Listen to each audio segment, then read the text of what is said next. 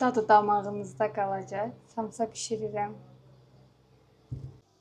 Xəmiri adi, normal xəmir, duz, su, undan ibarətdir. Ətinə də sadəcə soğan, tuz vurmuşam.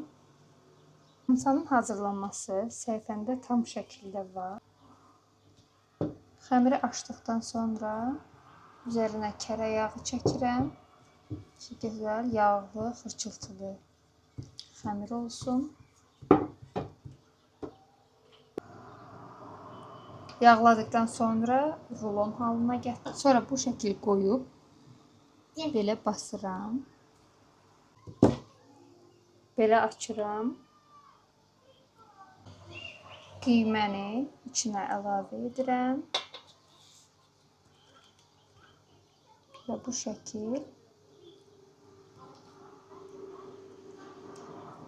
qatlayıram.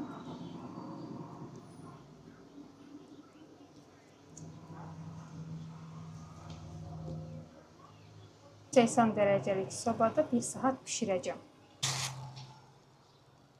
Hazırdır.